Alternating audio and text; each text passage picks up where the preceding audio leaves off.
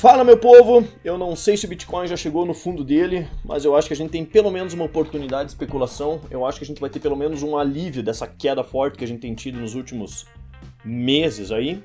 E eu vou trazer então para vocês uma análise do porquê que eu acho que a gente tem uma oportunidade de um período de alta para as criptomoedas em geral, beleza? Meu nome é Guilherme e eu falo em nome do canal Descentralizando.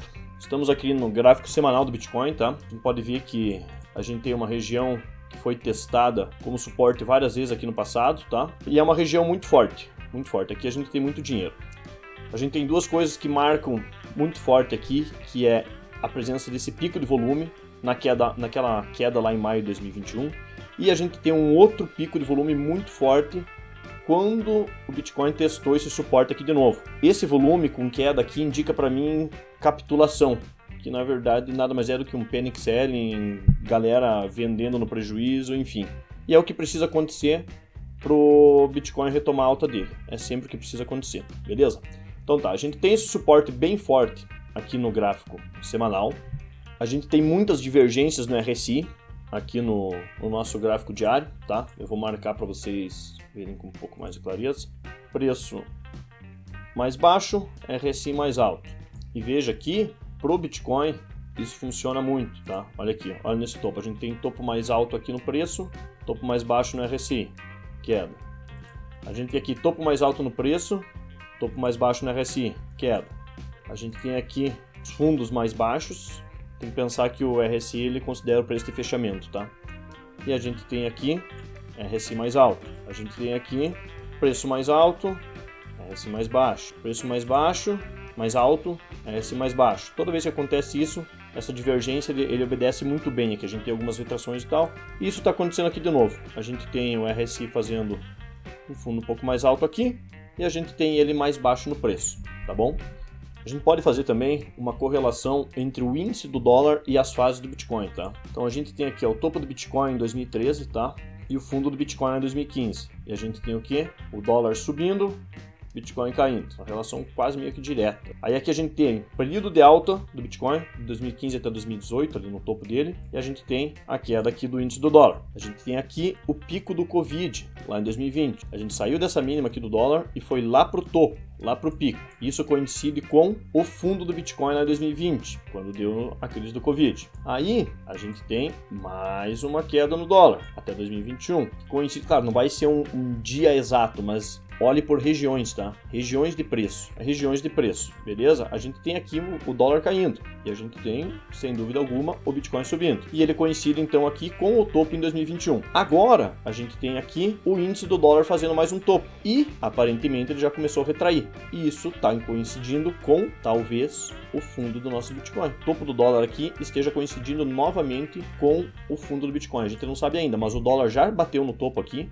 Eu vou mostrar para vocês o gráfico semanal dele sozinho. E já começou a retrair. E o Bitcoin fez esse fundo aqui e aparentemente começou a rolar uma retração no preço. Esse aqui é o gráfico separado do índice do dólar. Então veja, teve os topos lá dele e agora ele está em retração. Todas as vezes que ele sofreu momentos de topo e fundo, o Bitcoin fez um movimento contrário. Outra coisa legal de observar aqui é esse indicador que ele se chama Bitcoin Production Cost. O cara que desenvolveu esse indicador, ele leva em consideração aqui custo de energia, a dificuldade de mineração, enfim. E daí ele baseia o quanto está custando para minerar um Bitcoin, tá? O quanto que custa para um minerador minerar um Bitcoin. E todas as vezes que o preço entra nessa faixa aqui, a faixa de baixo aqui é o custo de produção de energia, custo de energia que vai para minerar o Bitcoin, e a parte de cima seria o custo total para minerar um Bitcoin. Essas faixas aqui, entre os dois, são sempre faixas de muita resistência do preço, porque é uma faixa de muito interesse para os mineradores. Os mineradores não querem que, por exemplo, ele fique abaixo de pelo menos o custo de energia deles. Então, as faixas entre essa região, que é o custo total e o custo de energia e o custo total, são sempre pontos muito interessantes para compra.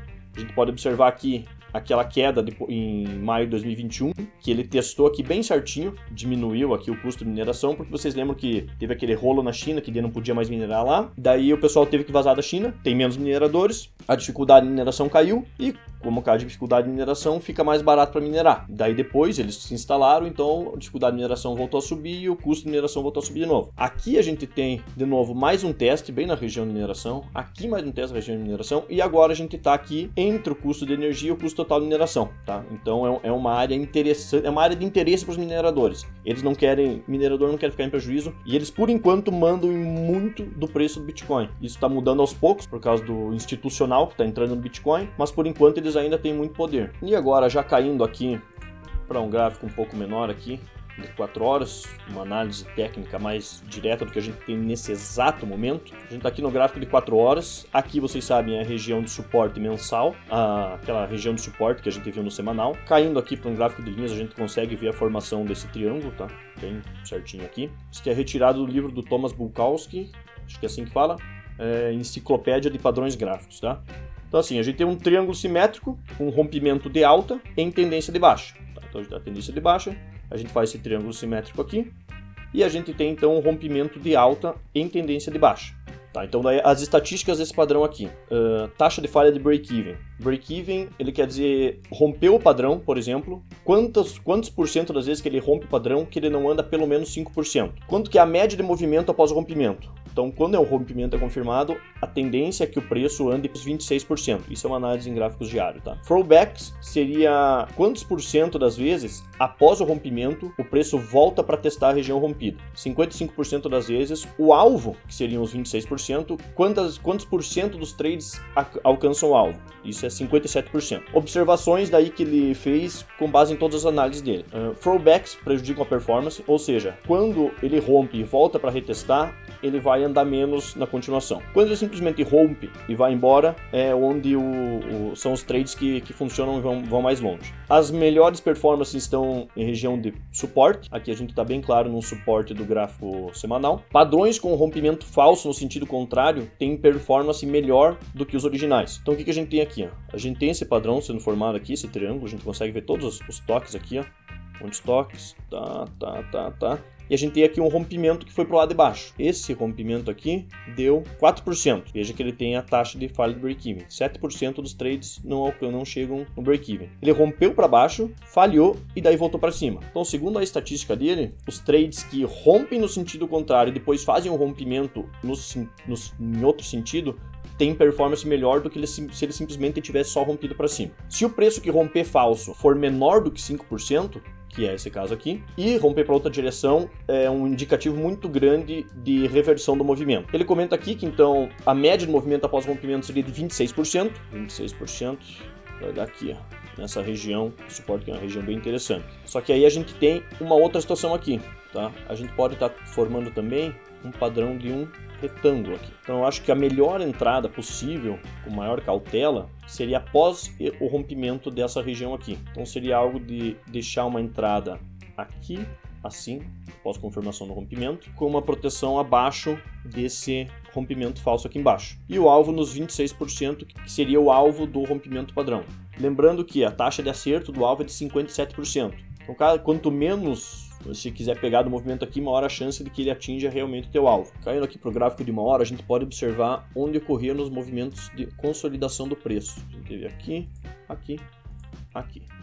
Essas regiões aqui são regiões interessantes para alvo do trade. Se a gente tiver então um rompimento aqui desse retângulo, junto com o rompimento do triângulo aqui com falso rompimento, a gente pode ter alguns alvos, por exemplo, para break-even ou mesmo para realização parcial. São regiões que você pode, por exemplo, ir protegendo o teu trade. Então, chegou aqui nesse 36.700, você puxa para o 0 a 0. Lembrando que existe 55% dos trades que voltam para testar, fazem o throwback, né? Então, às vezes até você esperar o throwback, a continuação pode ser melhor do que operar direto no rompimento aqui, é uma confirmação a mais para o teu trade. E daí aqui a outra região, 34, mais ou menos, para você quiser proteger de novo, que você pode puxar novamente o teu break-even, aí protegendo aqui numa segunda região. Você pode ir subindo com o teu stop loss e protegendo o teu trade. Não é uma análise para dizer que o fundo chegou e que eu acho que agora acabou e agora é só alegria, mas eu acho que temos bons indicativos de que pode acontecer uma retração do preço e a gente ter uma oportunidade de compra aí,